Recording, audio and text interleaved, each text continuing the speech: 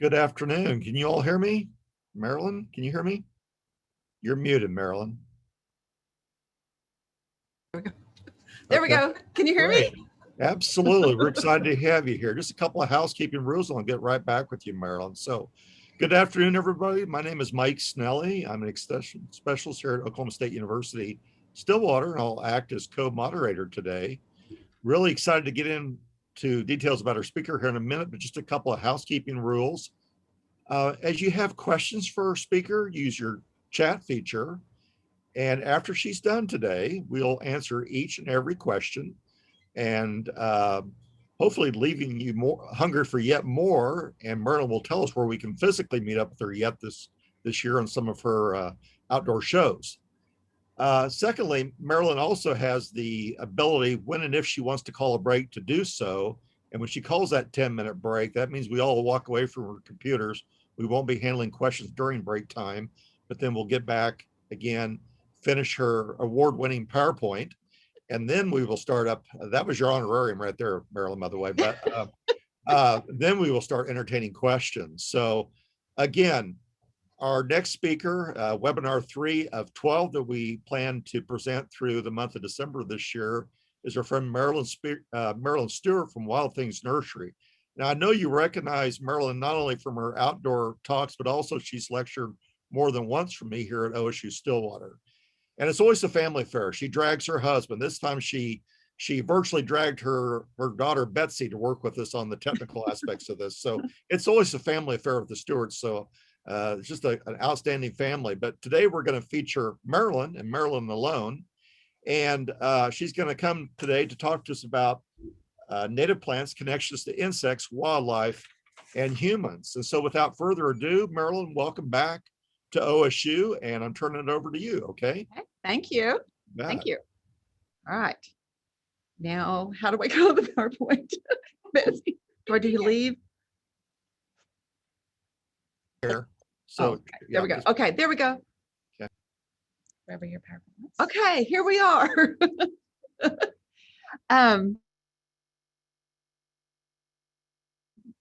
I have no problem speaking in front of 5,000 people, but speaking in front of a computer is more difficult. A couple of things. One, if I mispronounce a Latin name, please forgive me. I am not educated in that.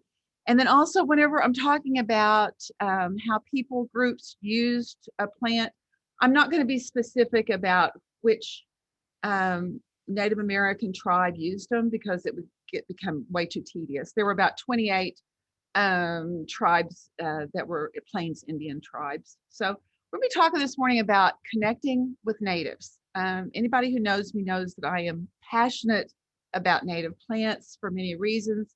And one of them is how they connect with people and how they've been used through the years.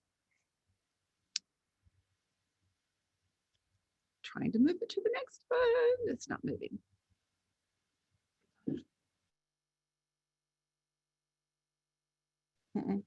This is why we have millennials with us, to help us know how to move things. There we go. All right. How many of you have seen this plant? This is not the most beautiful plant in the world. Obviously, it's in an alley, which is where I find it a great deal of the time. But it kind of sums up what I feel about a lot of the plants that we see in our everyday lives. We would walk past this and think this is just a horrible weed that we need to get rid of. But yet, whenever you learn about this plant, you realize that this plant has an incredible amount of value. This plant is called Sinanchum laevi. It is also called blue vine and honey vine. Some people call it that blankety blank vine. It can take over an area probably pretty easily. But it is critical for the monarch butterfly. And in my opinion, the reason we still have monarch butterflies coming through Oklahoma is this plant. So if you know what this plant is and you know what its value is, then maybe you won't pull it up. Oklahoma is home to a great many species. We have 2,700 plant species. And it's not unusual when you think about the diversity between something like Curtin County and the Black Mesa, how wide that area is. And so Oklahoma is just so rich in biodiversity. There are so many plants to choose from. We have so many different kinds of butterflies and mammals and birds and spiders and beetles and everything. And so we need to learn to appreciate that. And this is probably one of my very favorite trees. I think it's probably one of the most fascinating trees that we have in Oklahoma.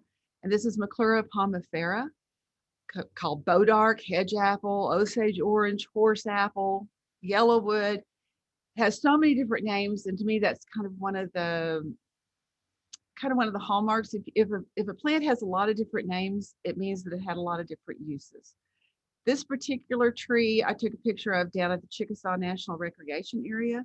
It's a huge, enormous tree, and it's gorgeous.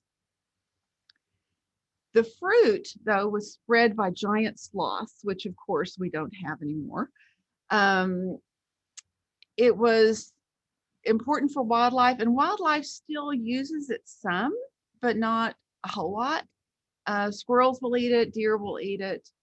A lot of times people would cut it in half and they'd roll it under a barn or roll it under their house or whatever, because they believed that it was an insect repellent. It is edible, but it's pretty nasty to try to eat. It has kind of a latex feel to it. And whenever you open up the fruit, it's just all sticky and stuff. Those fruits weigh between 1 and 2 pounds. So you probably don't want to stand underneath the tree because it would really hurt. And it's been known to crack windshields and stuff. Has huge thorns on the trees. And it was planted extensively by the WPA or by the CCC during the 1930s as windbreaks. And they would say it was horse high, bull strong, and pig tight, because it would just grow into this thicket and nothing could get through it. They planted thousands of miles of these in the 30s. It transplants pretty well. And it was only originally native to like the Red River area between Oklahoma and Texas over to the east and into Arkansas was its original. But they have found this all the way up and, because it was planted so extensively and it seemed to do well all across the United States. Over the years, a lot of the population of bodark has declined, which is too bad. There is a one that they have developed or that they found, Steve Biebrick found in, I forgot where he found it, but it's called White Shield. That is a thornless, fruitless species. And there's also one called Wichita that is also fruitless and thornless. So you might want to check those out too, unless you just really want to live dangerously and have those fruits. They used it as like a golden dye. It makes a gorgeous, gorgeous yellow dye color. They used it for bows and arrows, and they have found these bows and arrows like all the way up into Montana. So they were traded extensively. The wood is just gorgeous color, and it burns hotter than any other hardwood. In fact, you would not want to put this wood into a wood stove because it will melt a wood stove. It burns so hot. It's disease resistant, it's rot resistant. A friend of mine who lives down in the historical area of McKinney has this as a foundation for her home. Her home is over 120 years old and the foundation still holds. They used it for fencing. They used it for railroad ties and wagon wheels. And this picture you see down on the lower left, that's taken from Joplin. And whenever Joplin had their horrible, horrible tornado several years ago, all of the buildings, everything was taken out all the way around, except for this one bodark tree, which managed to hang on and hang on tight.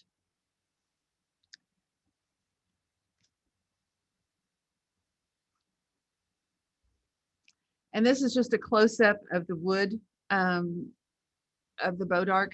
It's just a beautiful, beautiful wood. I just cannot recommend this tree enough. It's just fascinating. This is another one that's kind of from more of a prehistoric time. Equisetum, scouring rush, horsetail. I'm sure a lot of you have seen this whenever you may be walking along a creek or something.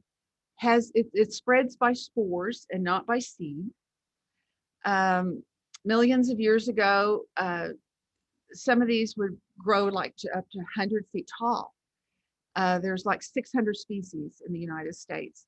And this is one of the things that really that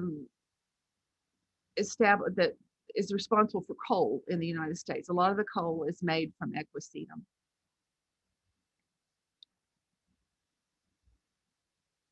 They would use it to scour pans because it's so rough. It's used to clean musical instruments, as a wood polish. They would polish canoes with this, basketry, and mats. It can also be used as a diuretic. And what I found extremely interesting was that the spacing, the pattern of nodes and the spacing of equisetum was what led John Napier in the 1600s to develop logarithms. By looking at that plant, he was inspired to create the system of logarithms. It can survive in a really wide range of conditions. It can go a little bit rogue, but it's a really interesting plant, very architectural. How many of you, whenever you've gone out west, western Oklahoma or into the Texas Panhandle, have seen this plant? This is buffalo gourd. It's hard to miss it as you're driving along because the foliage is rather silvery and it just stretches on and on and on. It's called buffalo gourd, coyote gourd, fetid gourd, stinking gourd, Missouri gourd. And there are a ton of purposes for this plant. You could use it as a soap. The gourds themselves could be used as a soap. They would use the dried gourd as a rattle in ceremonies. Steve Owens, I saw a little clip that he had done on this. One of these roots was dug and it weighed 160 pounds. And it was important to the native tribes that whenever they would dig this, that they try to avoid damaging it. It can survive, of course, in tremendous drought conditions. They would use it as medicinal use for sores, for chest pain. And you can even eat the gourd, but it's pretty bitter as it gets older. The seed is really, really high in protein, so it could really be used as a food plant. And what's interesting about the root is that they would divide it up between male and female root. They had some sort of way of telling if it was a male or female root. But what they would do is they would take a piece of what was on that root and place it on the part of your body that was hurting or that was damaged, and that was supposed to heal that part of your body.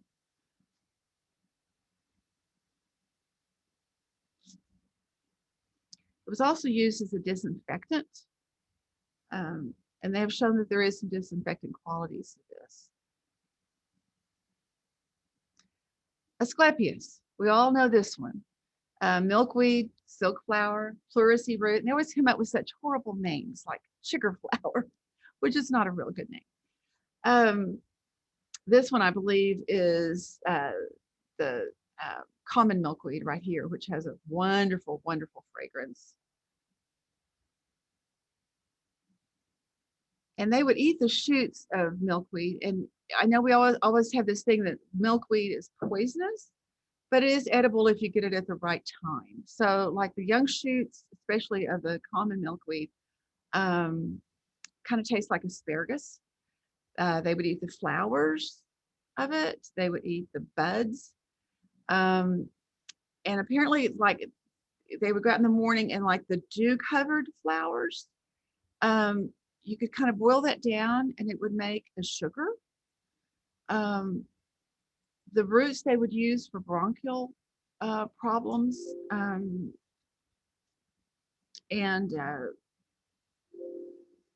wounds and sores, things like that. But this is one of the most fascinating things I think there is about one of the uses for milkweed. Back during World War II, whenever they were not able to get the kapok tree, which they would use kapok to stuff life jackets with, the government enlisted the help of school children across the United States to gather milkweed pods. And they would pay 35 cents per bag, and you'd pick up the bags from the post office. You'd get like a burlap bag, and you would fill it with milkweed pods, and then you would take it back to the post office, and they would ship it to Washington, D.C. And they said 2 sacks will save a life. So these were for our servicemen and women who were on the ships to make life jackets out of, because the silk that was in the milkweed pods. And there's some pictures of kids with their milkweed sacks, and people stacked up with all the milkweed sacks packed up.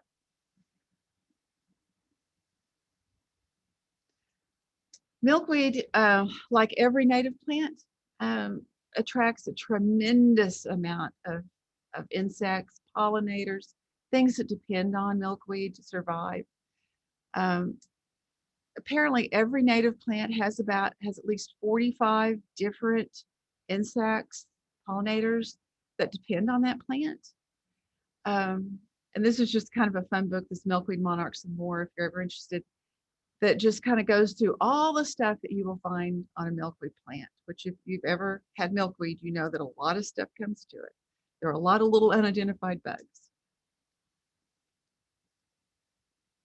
There, of course, is a milkweed larva, monarch larva, milkweed, and then a monarch chrysalis, and then, of course, our gorgeous monarch. Oklahoma is one of if you kind of picture a funnel on top of a map of the United States, the funnel kind of starts narrowing down whenever it goes through Oklahoma, whenever they're migrating back down to Mexico. So Oklahoma is really a critical area for monarchs. We have a lot of opportunity to do a lot for the monarch in Oklahoma by providing not only milkweed, but especially nectar plants in the fall. And that blue vine that I showed you, like that second slide, that's one of the few milkweeds that is still viable at the end of the summer. So that's a critical food source for monarchs.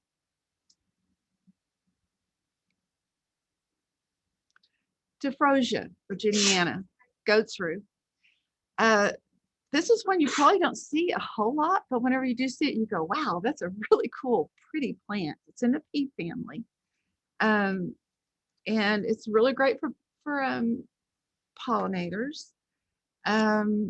But what I really like about it is the roots.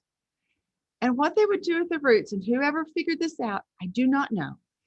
But what they would do, they would dam up an area of like a creek, just put lots of, wood and stuff, branches and stuff, and dam it up. And then they would pulverize the root of this plant, and they would throw it into the water, and it would stun fish.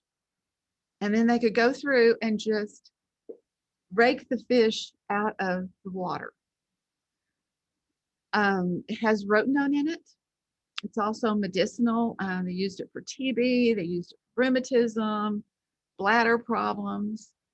But it's probably the most famous for being a fish stun. And again, whoever figured this out, I don't know. They also made a tea out of the roots to kill insects. But being in the pea family, it's also just a really good one for wildlife. So like quail stuff would really utilize the seed and stuff on it.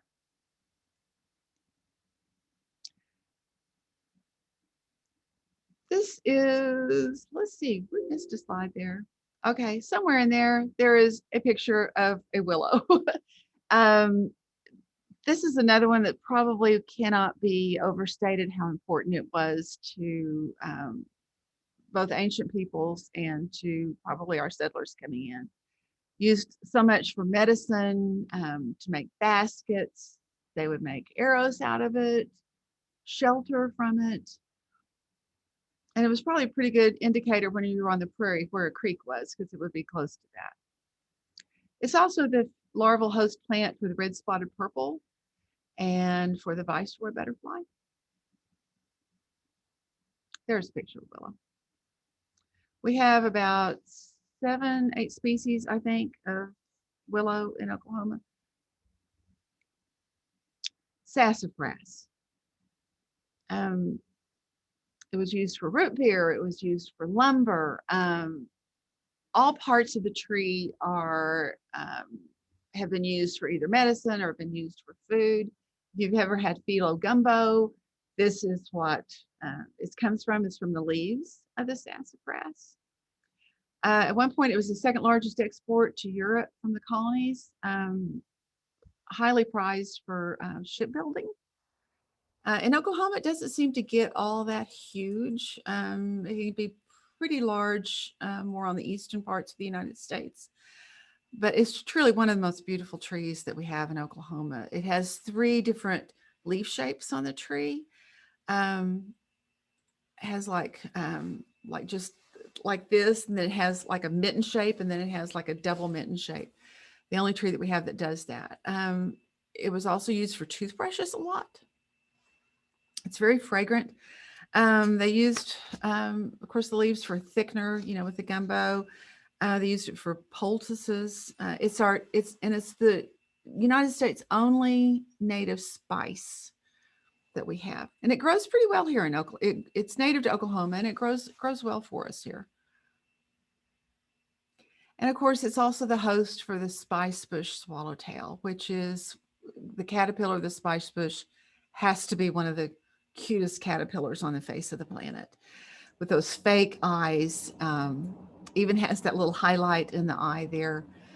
Gorgeous butterfly. But if you have a spice bush, and you have a sassafras tree, if you'll see leaves that are kind of folded over, if you open them up, then there in the middle is that caterpillar. Rattlesnake master. This is another really, really cool plant. Kind of has this architectural quality, kind of like the horsetail does. It looks like it has those barbs along the sides of the leaves, but they're not sharp or anything. Great plant for pollinators, super duper plant for pollinators. You see it growing on the prairie. It likes to have full sun, but they used it as an anti-venom for rattlesnakes and against scorpions. It was used a lot medicinally. It was a diuretic. It's also an antifungal. Just to really, once you have this, when you get hooked on it, you have to have that plant. Desmodium, Illinois bundle flower. This is another one that I find really fascinating. Again, it sits in the pea family. And if you find this one on the prairie, chances are that prairie has never been tilled or has been grazed, because it tends to diminish really, really fast when it's been tilled or grazed. This was used for eye infections, and the seeds there are about the size of a tick, I suppose, a decent sized tick. But if you had an eye infection, then you would they would put like 5 seeds under their eyes overnight to get rid of the eye infection. And it's hard to imagine putting something into your eye whenever you've got an eye infection, especially 5 seeds. But it turns out it does have antibiotic properties. So somehow they recognize this. And that was one of the things it was used for. It's a really important wildlife food source. Quail really like it. Birds really like it. If you were trying to feed birds over the winter, you would have been lucky to have some of this long because they could have used some of the prairie mimosa here. Impatiens, capendensis, touch me not. This is native more probably to the northeast part of Oklahoma, but it's used to treat fevers and jaundice. And whenever we first moved to Seminole, people would say, "You need to get you some jewelweed and put it in a jar and put some water in there and shake it up," because apparently they would use that for like poison ivy, and that was an anecdote for poison ivy. And our granddaughter came last summer and she had poison ivy. So I said, okay, let's try this, because she was doing the calamine lotion. It wasn't working real well. So I said, okay, let's go out and get some of the jewelweed and try that. So we did. So we went out and got some jewelweed leaves and we put it on there and taped it up. And lo and behold, it really did work. It worked a lot better than what the calamine lotion was doing. Like all impatiens, it's an annual, but it's a really nice plant. Hummingbirds seem to like it a lot.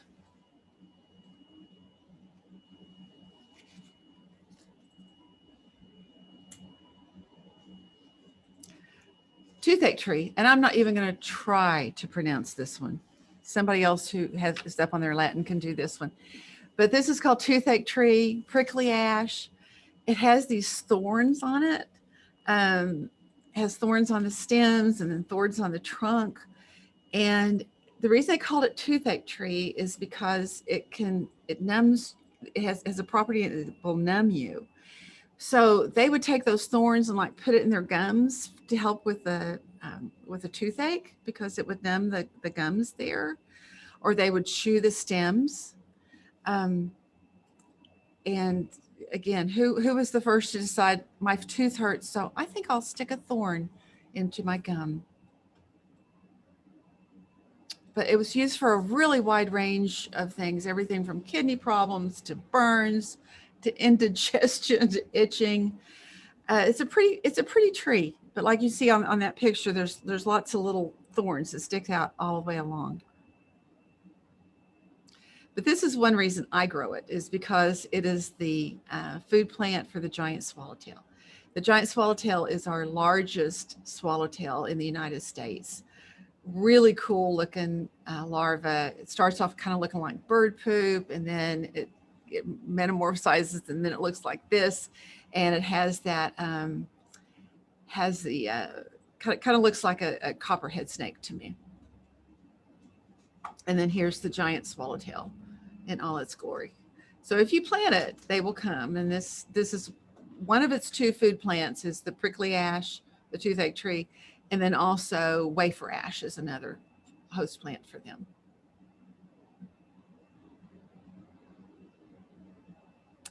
Devil's claw, devil's snot. I love that name, devil's snot. Aphid trap. This is one that ranchers tend to hate with a passion. They hate this plant.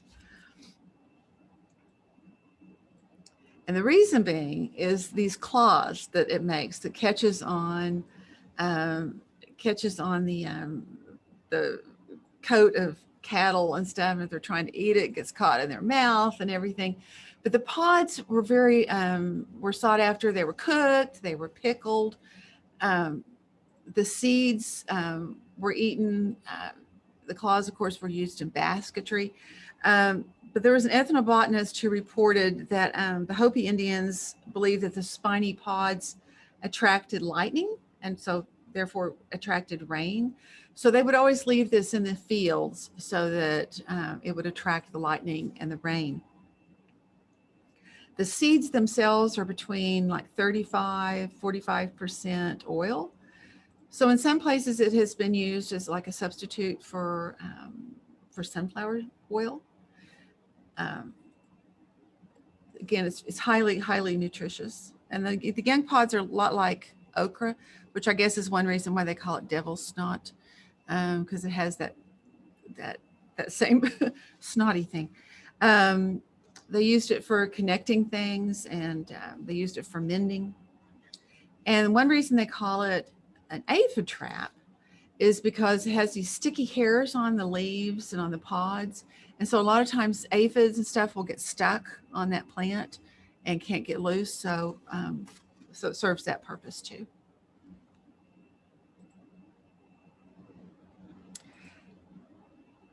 I won't even take, I know everyone hates this plant with an absolute passion. And I have run into more than my share of them. And I too don't really like to see it growing. But catbrier and greenbrier was one of the most important plants that indigenous people had.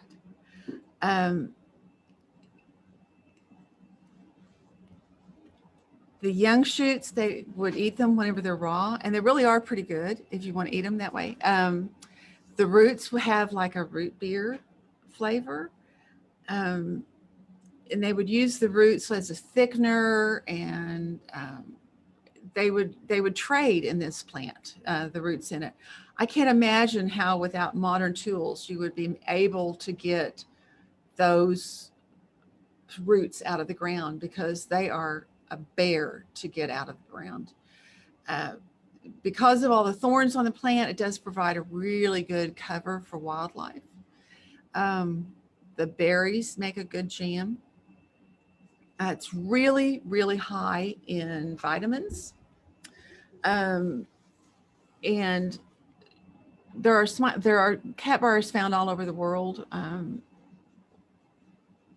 One reason they call pipes briars is because of briars, the catbrier. They would make pipes out of the roots of these. They've also been used like in sculptures, in art. I found some of the roots of these washed up on the shores of Lake Texoma a few years ago, and they were sculptural. They were just absolutely gorgeous, just gorgeous. So whenever you start to curse those, when you find those in your yard, well, stop cursing. Echinacea. Everybody knows, you get a cold, you're supposed to have echinacea, and they've done that for a long, long time. A few years ago, people were paying big money for echinacea roots, and we lost a lot of echinacea that way. I recommend not doing that. They used it to treat colic, snake bites, sore throat, pain, swelling, rabies. I had never heard that one before, but yeah, they used it to treat rabies.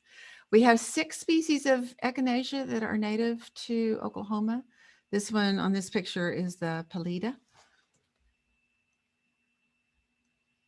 It's also a host plant for some of our checker spots, and this is the silvery checker spot. Again, they'll come along and they'll just eat all the leaves. You'll think, well, that's just not good. I'll kill all those, but don't. Those are going to be butterflies, and the plant will survive. Silphium lanceolatum. Oh, I adore this plant. This is another one you're going to see by the side of the road. This was an incredibly important plant for people, not only ancient peoples, but also for people going west. Even on a cloudy day, you could tell what was north and what was south, because these leaves will align themselves north and south. The leaves themselves can go up to like 2 feet long. They just shoot up with these flowers. The butterflies, the bees, I see bumblebees all over these. They used them to make a tea. It was a remedy for worms and for colds, and they would also use the sap. It has this kind of amber sap that comes off of it. It doesn't taste real great, but they would use that for a breath freshener and for chewing gum. It's a really, really important wildlife food. And the roots of this go down like 16 feet into the prairie. So it's a really good plant for stabilizing the environment, the prairie. So much of the prairie that we see is really underneath the prairie instead of on top of the prairie. Another one that we really love to hate is eastern red cedar. We have 5 species of juniper that are native to Oklahoma. The eastern red cedar is the Virginiana. And it has been listed on the Invasive Plant Council's Dirty Dozen plant list, which I kind of have a problem with because it is native to Oklahoma. The problem with the juniper is that we have not managed it. It used to be that it would be taken out, thinned out by fire, but we don't do that anymore. And so it's really established itself in places that it shouldn't be. But it's irreplaceable for so much wildlife. We'd never want to get rid of all of it, even if we could. We can't, but we really would not want to get rid of all of it. The berries, the cedar waxwings just go crazy over the berries on red cedar. Someone had mentioned the other day that on their cedars, they had gone out after the horrible cold spell we had a couple of weeks ago, and there was just all these bird droppings along the bottom of the red cedar. Well, it's because that's where the birds were going to get away from the cold. That was where they were going to get shelter. One of my favorite species of cedar or juniper is the ash juniper, which is found down in kind of in the Murray County, around down in there. Has a little bit different form than the eastern red cedar. Sometimes they call that blueberry bush too, because the berries on it to me seem a little bit bluer than what's on the eastern red cedar. But definitely a tree that people love to hate. They made a tea for coughs. They would use smoke for colds. Lots of tribes saw it as a symbol of life, which is probably one reason every time you go past an old cemetery, there's always cedars there too. They used it for sores. Juniper extract was used in many food products, insect repellent, cedar chest. And then, of course, berries of dwarf juniper are the main flavoring agent in gin. So leave one or two around. And it's also the host plant for the juniper hair streak butterfly.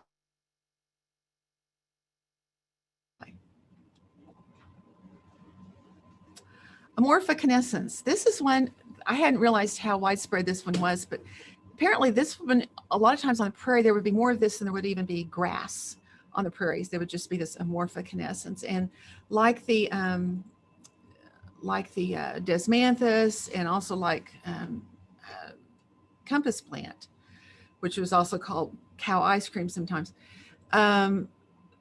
This plant would rapidly decline if you have cattle on it, or if you are if you're plowing the field. It's an absolutely gorgeous plant. Doesn't have a really long bloom time on it, but oh my gosh, the colors on the blooms are just amazing. They would make a tea from it. It's in the pea family. One reason they called it prairie shoestrings is whenever they would plow the prairie, those roots on this would snap and sound like shoestrings breaking. So they called it prairie shoestrings. They'd also call it buffalo bellow, because whenever this plant is growing or blooming is about the same time that the male bison were starting to bellow and stuff. So they would call it buffalo bellow. The roots on this one, like the compass plant, go down, I've heard up to 24 feet down into the prairie, even though this plant itself is only, I've seen it max out at about 3 feet, but the root system is just very extensive. And it just has this gorgeous kind of jade green silvery look to it. This is another reason why I love this plant. It's the host plant for the silver spotted skipper. And here's the silver spotted skipper caterpillar, and it's got these little fake eyes on it and stuff. And then there's the skipper butterfly. So another reason to plant this. Again, if you see that in a field, then you know that that field has not been tilled and it has not been grazed. Liatris. We have quite a few species of Liatris in Oklahoma. All of them are tough as nails plants. The punctata, I think, is particularly tough. And I remember going with Dr. Terrell to a prairie several years ago whenever we had that horrible, horrible heat and drought year. And it was in September, and we had not had rain since when? Since like January or something. And the heat was off the charts. And in this field, somehow blooming out in the full sun was Liatris punctata. It can handle anything. They use the roots for, to eat, kind of like potatoes. They would use a tea like as a cough syrup. And then also whenever this bloomed, then that was a signal that the corn was ready somewhere else. So they could use that as a kind of like a time, like, okay, this is blooming, now we can go do this. It's also a tremendous plant for pollinators. And it's also a really good plant for birds. I know in our little prairie, we leave we don't cut anything back until probably February, well, probably like March is whenever we usually do it. And the seeds from the Liatris and from the compass plant and from all that, the wildlife really loves. Cattail. If you are a survivalist, if you're wanting to live off the land and you don't want to have anything to do with society, then cattail is your plant. It can do anything. Cattail can. This was used extensively, like for bandages and mattresses and pillows, insulation, diapers, take that fluff and use it for that. And I thought it's interesting. There's more starch per acre in cattails than there is in potatoes. It can be distilled and used it for disinfection, for disinfectants, for antifreeze. You can make shelter from the stem. They use the leaves for mats and for baskets. You can use the mashed roots to treat burns and bites. And the base of the stem has this substance that you can use for toothaches. So it really is the survivalist dream plant. And it's also really good for filtering out pollutants. So if you're wanting to improve the water table, or you've got some bad things coming from a neighbor or whatever, cattails will really help filter out that water. Bee balm.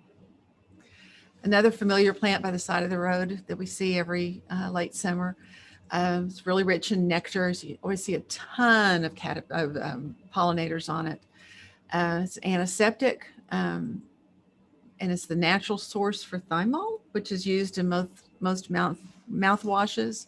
It's antimicrobial. Makes a pretty good tea, really, if you add a little bit of honey to it.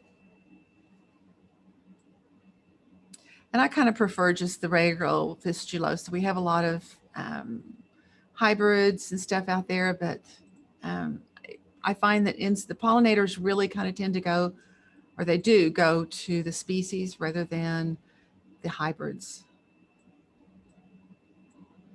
Elderberry. This is another one of those kind of a heal-all plants, the way that echinacea kind of has. A lot of people swear by it to fix whatever ails you. Any kind of cold, any kind of disease that you have, you can fix with elderberry. It's one of those plants that it's edible and it's medicinal and it's also poisonous. So you need to know your stuff before you start eating it. But you can use those blossoms for tea, or you can dip them in some batter and fry them, and they're really good. Fruits can be used for making wine. It's pretty good. And then but the roots and the leaves are poisonous. But it's a really, really good source of vitamin C, which is probably why came along as being a good medicine for colds. You always see a ton of pollinators on these when they're blooming. And so many of our pollinators are geared to be out. Certain pollinators go to certain plants and they have their timing down. Because they've all evolved together. Prickly pear. One that you don't want to step on, because once you get one of those prickles in you, it's hard to get out. But this was another really important plant for ancient peoples. The ripe fruit, the flowers, all of it was used. They had a system for going over and getting they would collect the pads and getting all of the stickers off. They would bake it. They would, you can cook it. They had one group would cook it for like 12 hours until it was like a applesauce. And then they would let it ferment. Could be used as a water source. They used it in stews a lot. They would roast it. They would dry it. They were just really a major food source to peoples in the Southwest. And they have found evidence of people using this like 6,000 years ago in the United States.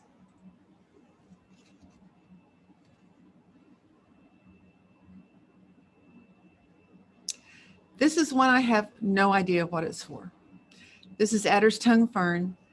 This is one that has more chromosomes than any other living thing on earth. It grows in my front yard. It's only about 4 inches tall. It tops out at maybe 6 inches. You'll find it all over Oklahoma. I don't know what it was used for, but I put it in here as a way of saying we don't know what everything was used for. And just because we don't understand what it is doesn't mean that it's not important and that we need to use it somehow, or that we need to appreciate it. We need to let it live there. Because somehow it has a reason for existing. And I like looking at this plant and thinking how many chromosomes it has. It's pretty cool. These are two of the books that you might be interested in to see more about to learn more about different medicinal or edible wild plants of the prairies. These are fun books to have. Anybody who knows me very well knows that I am absolutely crazy about Doug Tallamy. I think everyone should be required to read this book before they can purchase a home. Before they go to a garden center, they should have to read this plant. I can't stress enough how important this book is. It beats Silent Spring and everything else. He really draws the link between what we plant and what we see in our yards. If we have our native plants, then we will have some insects, and they're not going to damage your plants. Don't worry about it. If we have our insects, then we're going to have birds, because birds have to have these insects to feed their young. Like a chickadee needs 6,000 to 9,000 caterpillars to feed one clutch of young. How many caterpillars does a crepe myrtle have? Zip. How many caterpillars does, a vitex have? Zip. We need to have our native plants if we want to have birds, if we want to have the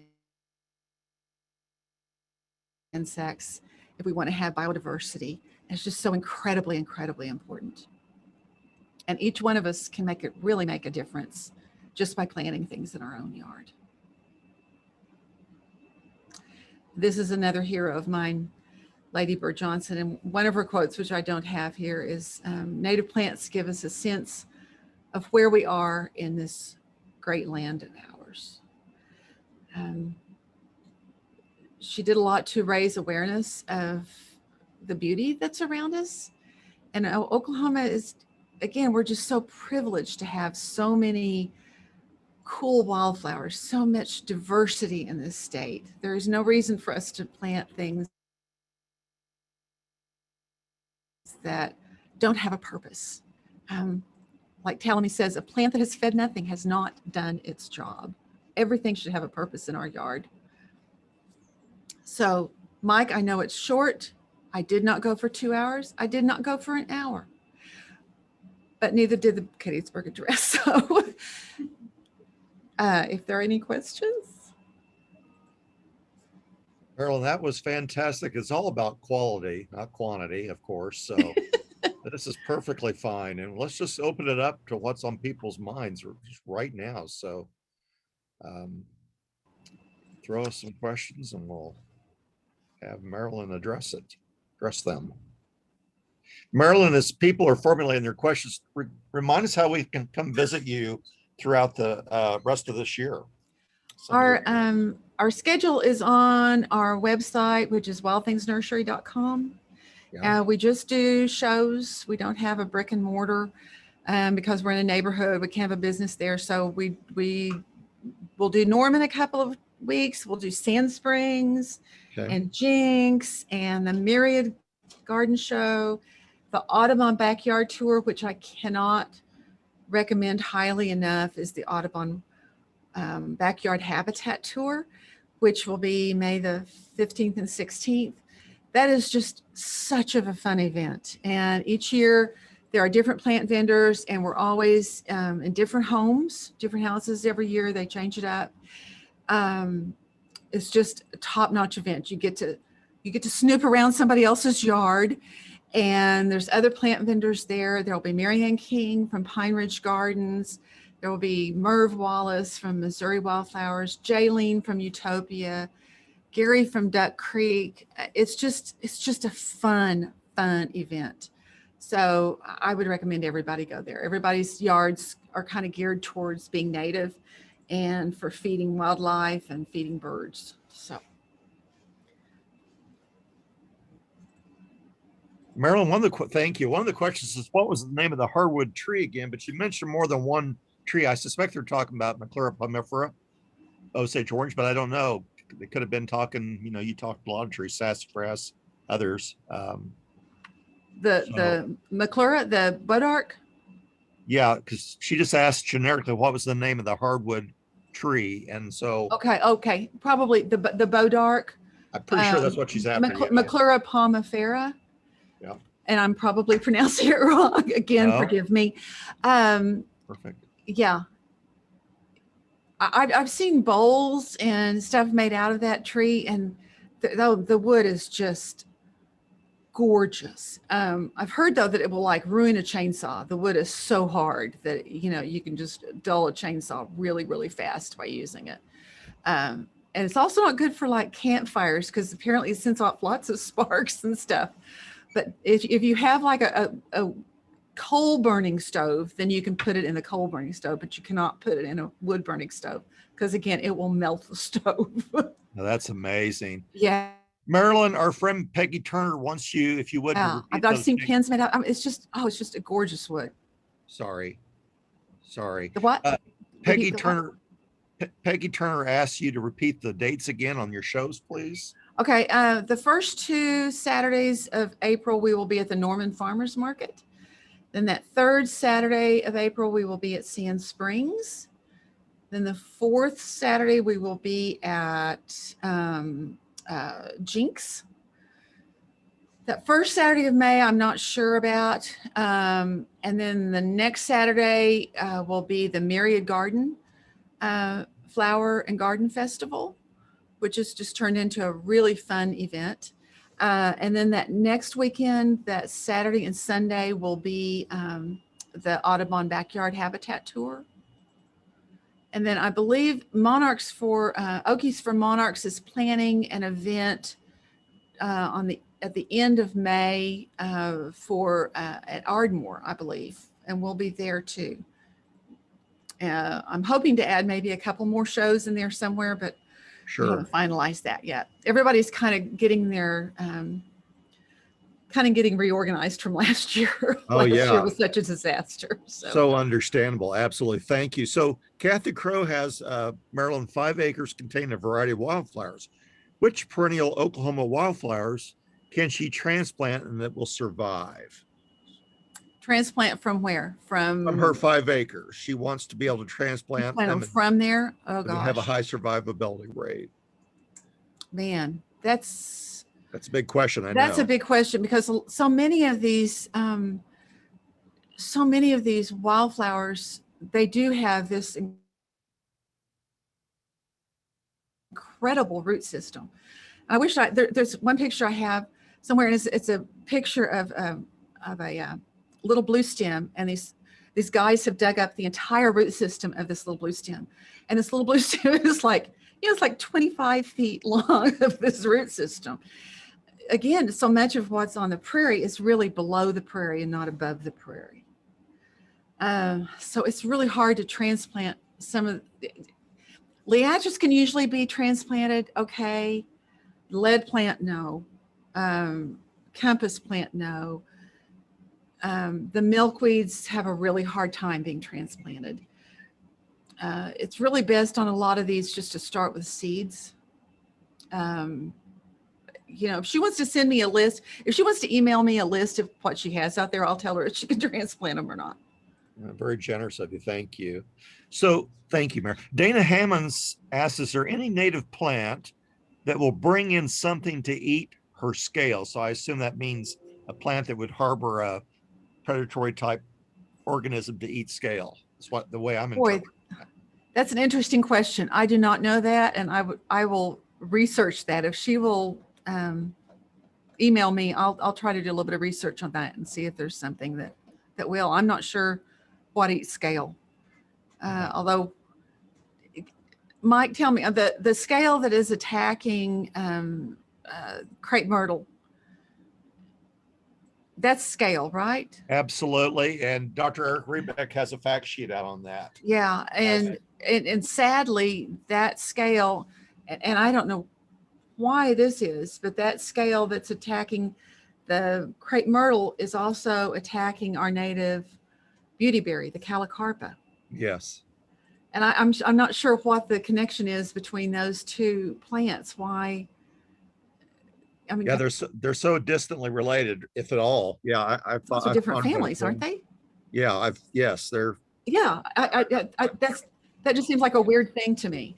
But that makes me want to go down and cut down every crepe myrtle that's out there because I really like beautyberry. Yeah. So Carol writes in, your thoughts on morning glory and wild violets. Your thoughts on morning glories and wild violets. Oh, I love wild violets. And I've been known to plant a morning glory or two. We do have a native morning glory that's pretty incredible. It has a root about the size of the buffalo gourd, like 6 feet long, kind of a thing that grows in Western Oklahoma. But it doesn't go up a trellis like the heavenly blue morning glory that we have. If you plant it, as long as it's not displacing a native plant, go for it. But I do love the wild violets. I kind of had a love-hate relationship with the wild violets for a long time. It was kind of like my personal red cedar because it was like growing everywhere. But I've accepted them. I'm just letting them go, and they are a host plant for the variegated fritillary butterfly. So I like wild violets. Excellent, thank you.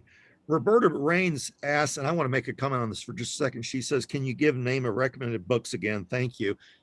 Okay. And so Roberta, as well as Marilyn rattling this off, keep in mind that within a week or two we'll have a YouTube where you can go back and watch these till your heart's content. But go ahead, Marilyn, please. Well, I like that Medicinal Plants of the Prairie and Edible Plants of the Prairie. They're by Kelly Kincher.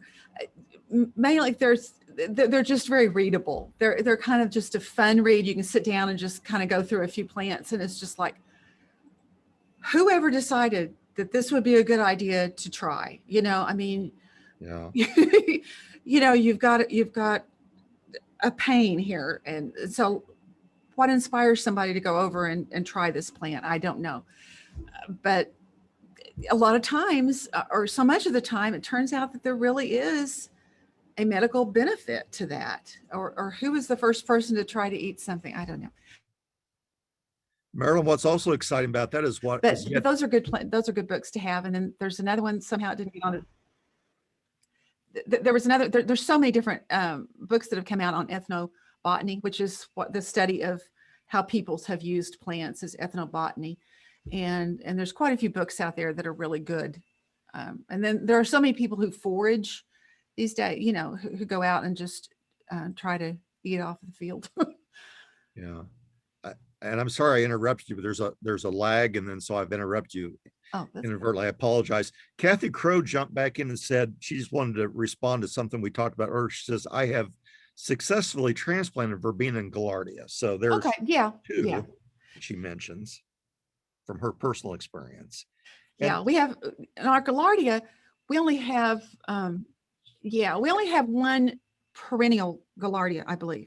The only perennial gaillardia that is native to Oklahoma is the suavis, which I have tried to transplant with absolutely no success. Somehow it can grow in the middle of a road and the tires are going over it, but it won't survive in my yard. And some people call that the perfume balls, and they smell like heaven. They're wonderful, and I wish I could get that plant. But our other gaillardias are annuals. So like the pulchella, which is our Oklahoma wildflower and emblem is the pulchella, and that's annual. So you can also just collect the seeds to those two. Okay. Thank you. Eldon Williamson asks, what are the two books in slide 53 that you showed? That was, I'll just go back to that. Yeah. There you go. There those are. Perfect. Medicinal wild plants and edible wild plants. Thanks. Thank you. And then, Walt, you can keep it there for now. It's fine. But Roberta Raines asked, she has another thought or question rather, is liatris a bulb, Marilyn? Is it a bulb? It's more of a tuber. I'd call it a tuber. Some of them, like the liatris aspera, I mean, they can be like football size, which is why they're so good at surviving on the prairie, because they can just hold all that water in them. You know, it's like the buffalo gourd. You know, it has this huge root because it has to be able to survive everything. Some of the other ones, like the spicata and stuff, they'll have much smaller, almost like a corm. But the punctata and the aspera have really more of a tuber. Thank you. So Dana Hammond, she asked, and I want to just comment real fast on this as well as you, Marilyn. She says, I have white sooty scale on my crepe myrtle. So Dana, a couple thoughts. Of course, we've got extension specialists in every county. We have Dr. Eric Rebeck. We have Dr. Tracy Peyton Miller from Langston. We have a lot of award-winning entomologists that can help you on that. But in addition to Marilyn, I know you know the answer too. I just don't want to eat into your time if you wanted to get into other issues. Powdery mildew on crepe myrtle? White sooty scale. On crepe myrtle? On her crepe myrtle, yeah. My solution would be to cut down the crepe myrtle. So that's probably not the answer you wanted to hear.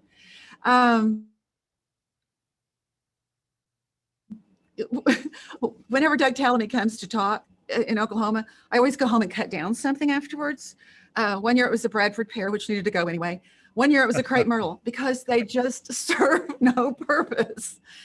And I replaced my crepe myrtle with a wafer ash, and now I get giant swallowtails laying eggs on those and becoming butterflies. So I'm not a good person to ask about crepe myrtles. Okay. Well, Dana, again, you can reach out to extension people like myself, others will hook you up with an entomologist and they'll answer to your heart's content. So thank you, Marilyn, on that.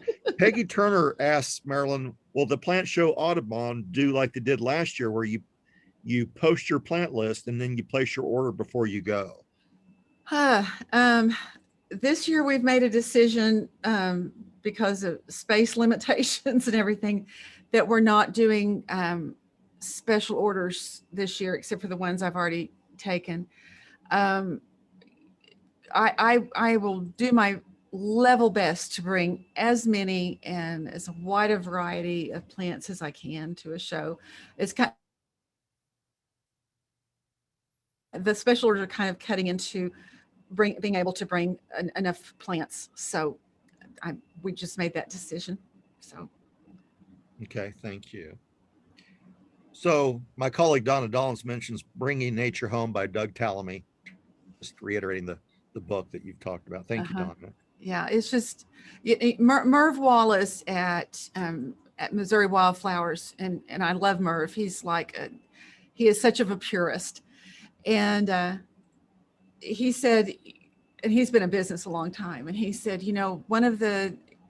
I don't think I ever really understood native plants until I read Bringing Nature Home. It changed his view on what he had been doing for probably a couple of decades. So I really just can't recommend that book enough.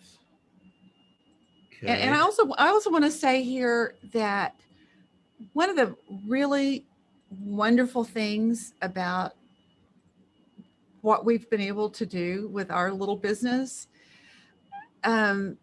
is that the people we have met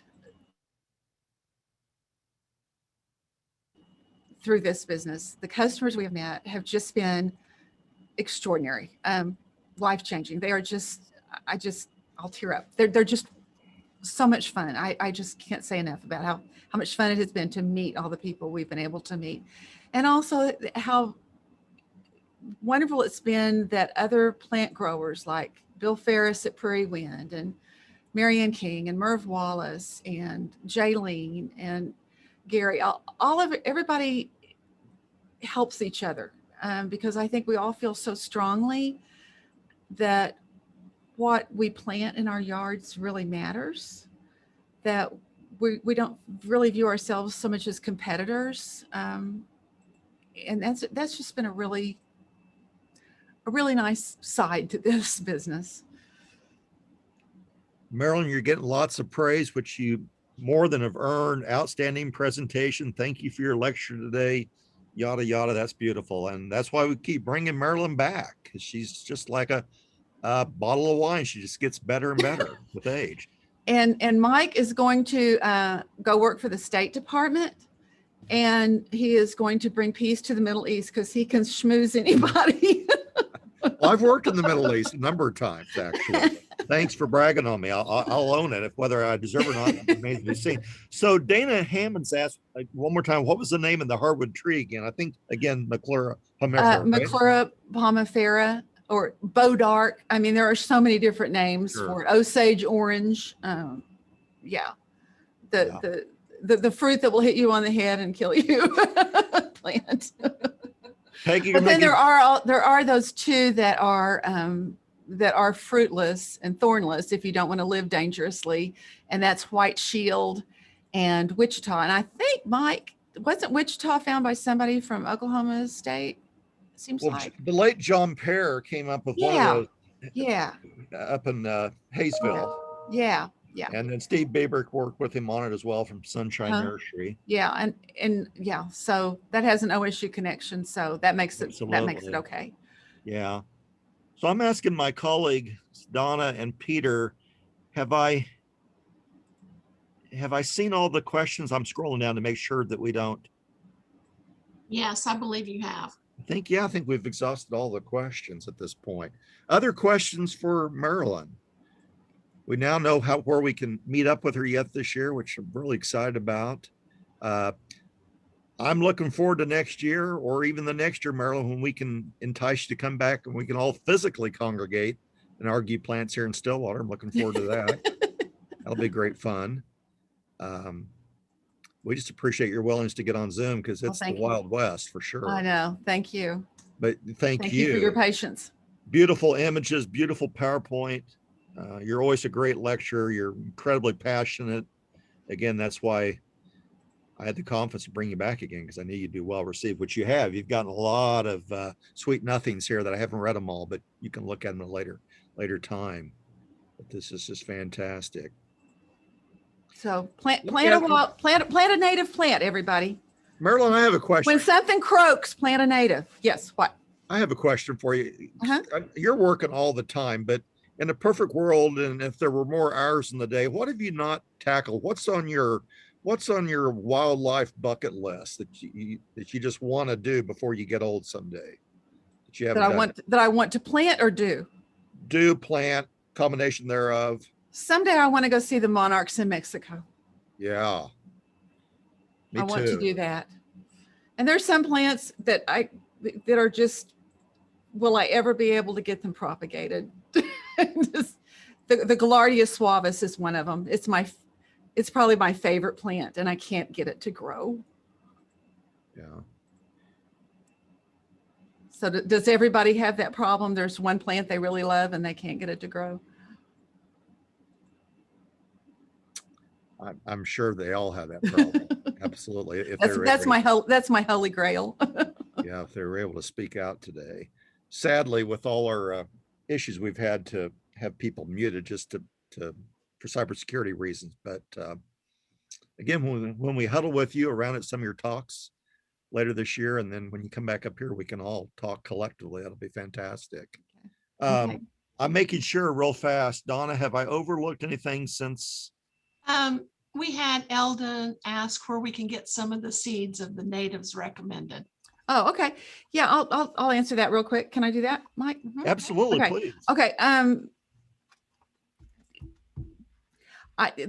Some people say you need to always get seeds that are just right there close by, and that's ideal. And I like to do that as much as I possibly can, but that's not always possible. So there's some growers that I think are just very ethical in how they do things. I really like Native American seeds in Texas. They supply seeds for the Lady Bird Johnson Wildflower Center. I like Missouri Wildflowers. Merv does some seeds and they're good. There's Johnson Seeds up in Enid. Their list is not quite as extensive, but it is an Oklahoma company, which is good. And then there's also Prairie Moon Nursery, which is another good source for seeds. But probably my top as far as different the extensive list of seeds would probably be Native American seeds. They just have an extensive list of stuff. And I've been down there and I've seen how they grow things. They're growing them themselves and stuff, and I appreciate that. Marilyn, I really liked how, this is random, but I really like how you addressed Eastern red cedar. And there's a place for all these plants in moderation, at least. And I think you and I are about the same age. So I grew up north of here. When I was a kid, this was really a non-issue compared to what it is Really? now. Oh, Well, I really? mean, it's definitely escalated in the last Oh, few yeah. decades. Yeah. I mean, by far. Yeah. Easily. And it's really, we should look in the mirror and blame ourselves. It's Yeah. the way we handle or lack thereof of our cultural management. We haven't managed it. Right. The plants are not bad in and of themselves. And I love Right. that you said that. And I try to say that in every lecture, whether it's Eastern red or anything else. So that really appreciated that point. Yeah. Yeah. I really did. Yeah. One more shout out. If anybody ever, are we still on, Mike? Yes, absolutely. Okay. One more shout out. If anybody has the chance to either look it up or go, there's a place called Bamberger Ranch, and it's outside of Austin. And it's also called Sela. And what he did, this man, David Bamberger, he started Church's Chicken. And he bought this place, and it's several thousand acres, and it was covered in cedar, and there was no water on the property. And he had wanted to buy like the worst piece of land in Texas was what his goal was. And so he found this piece of property, and he went in and he started cutting down cedars and planting native grasses that were native to that area. And he didn't cut down all the cedars. He just cut down a lot of the cedars. And within a few years, there started to become streams, and there's creeks now that run through it. He's built a bat cave, and there's thousands and thousands of bats that come to this cave. But they've also seen, because they thinned out the cedars, they didn't eliminate the cedars, they just thinned it out. They have seen birds there that they hadn't seen in decades and decades. So the cedar did have a place. It had a place in that environment, just not too many cedars. And by removing some of those cedars, and planting native grasses, they were able to get the water table back up again. And so now you have creeks and streams and springs, and it's a beautiful place. And you can go down there and you can take a tour, and but you can also just kind of look at it online. It's a really interesting place to visit. It really shows you the power that native plants have and the power that managing it has by managing the cedars right, because they'll also do some prescribed burns there. So that gets rid of some of the cedars. And that's one of the problems, as you know, with cedars in Oklahoma, we stopped burning. And Yes. so that's one reason so many cedars have come up. Yep, absolutely. Well, Marilyn, this was fantastic. I want to make sure that I acknowledge Linda Shackelford and Charles Shackelford, former co-owners of TLC, Oklahoma City, often in pretty much every year in the top 100 retailers in the country. That's a big deal because this is a big country when you think about it. So thank you, Linda and Charles, if you're listening, or maybe at a later date on YouTube. And speaking of YouTube, I don't have the details, but within a couple of weeks, we can all pull this up. If we just type in the keywords, Marilyn Stewart, title of her talk, it'll pop up. Be patient with us as we work on closed captioning, because as Marilyn alluded to, Latin names are a pain for a lot of reasons. They're definitely a pain when you start trying to translate them through closed captioning, trust me. But we will eventually get there. So thanks in advance for your patience. I again want to thank Betsy Stewart for her help, Marilyn's daughter, for making this happen as well. My colleagues, Donna Dollins, Peter Harwell, Dwayne Hunter, Dr. Shelley Mitchell, Craig Woods. It just takes a small army to put these together. And I still mess them up. But without those people, it'd be a complete disaster. So thank you to all my colleagues. Thank you to my sponsors, the Shackelfords. And Marilyn, thank you for just faithfully coming back one more time. You are the best. And I appreciate you. And I look forward to learning from you yet more in the future. So thank you for your time today. Thank you, Mike. Thank you, Donna. Yeah. Everybody have a great day. Look forward to seeing you again physically at some point in time. All right, stay in touch. Thanks, Thanks, Marilyn. Bye. Thank you. Bye-bye.